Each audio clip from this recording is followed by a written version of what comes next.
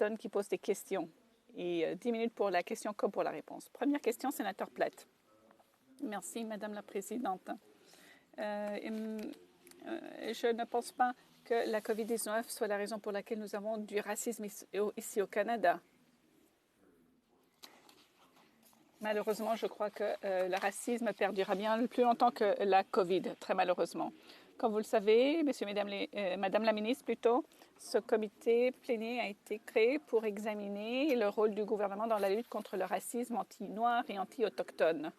Et je suis très troublée du fait que ni l'un ni l'autre des deux ministres responsables des affaires autochtones n'ait pu se déranger pour être ici présent aujourd'hui. Or, nous savons pertinemment qu'ils sont à Ottawa.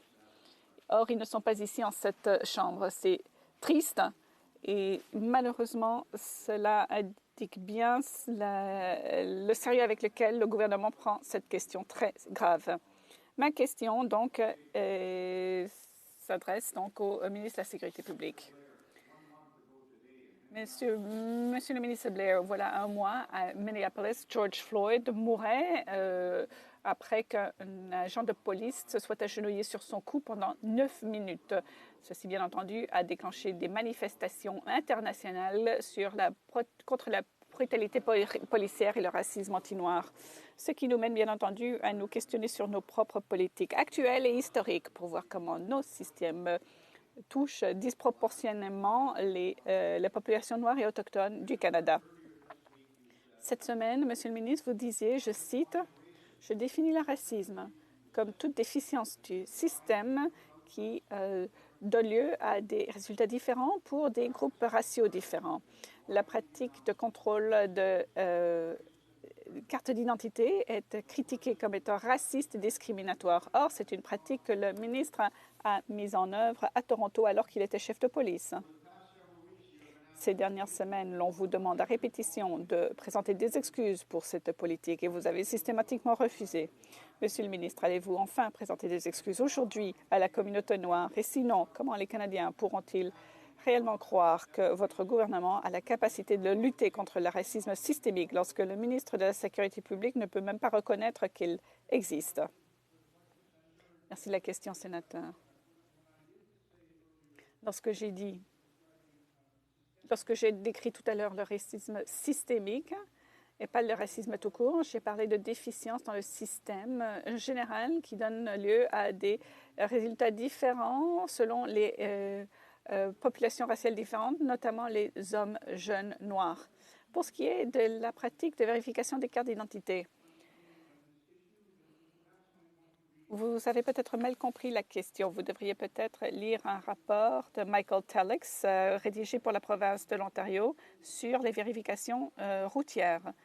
On y définit la vérification des cartes d'identité comme une activité arbitraire non fondée sur les preuves ou les données ou la loi, mais plutôt une activité tout à fait arbitraire. Je puis vous dire que tout au long de mon mandat comme chef de police à Toronto, les vérifications faites par la police, qui d'ailleurs ont été faites partout au Canada, devaient se fonder sur les preuves, les circonstances et le droit. Toute arrestation fondée sur un parti pris racial ou une discrimination est tout à fait inadmissible. C'est contraire à la charte et c'est contraire à l'article 15 de la loi sur les droits de la personne du Canada. Je puis vous dire également, mais il manque du temps, des initiatives entreprises par mon service de police à Toronto en collaboration avec les communautés racialisées, ce depuis 40 ans. Vous y trouverez un grand nombre de mesures prises pour servir cette communauté avec respect et dignité, pour faire assurer que le racisme ne devienne jamais acceptable dans ma force policière. Donc, votre référence au contrôle des cartes d'identité n'est pas ce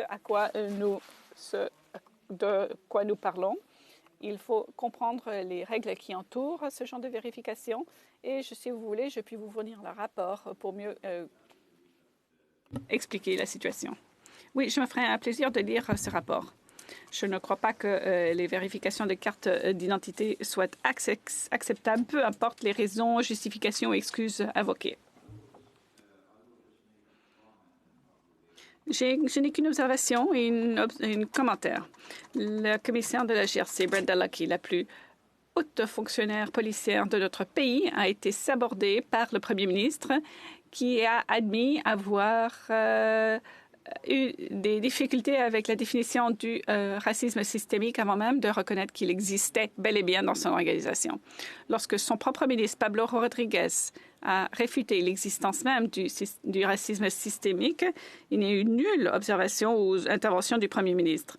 Et lorsque son ministre de la Sécurité publique n'arrive pas à reconnaître son propre rôle dans la perpétuation du racisme dans notre plus grande ville, le Premier ministre demeure tout aussi quoi. Cette semaine, Jody Wilson-Raybould, la première ministre de la Justice autochtone du Canada, qui a été limogée du fait d'avoir objecté au comportement contraire à l'éthique du Premier ministre et du gouvernement, a parlé de son expérience au sein du gouvernement. Elle indique que ses idées pour la réforme judiciaire ont été considérées d'un œil paternaliste. Bref, elle était considérée comme étant une femme autochtone avant tout. Je pense que le Premier ministre devrait arrêter de se considérer comme un féministe alors qu'il a démontré tout le contraire. Il semble avoir beaucoup de difficultés avec les femmes puissantes et sûres d'elles. Je vous demande de communiquer ce message au Premier ministre et au gouvernement.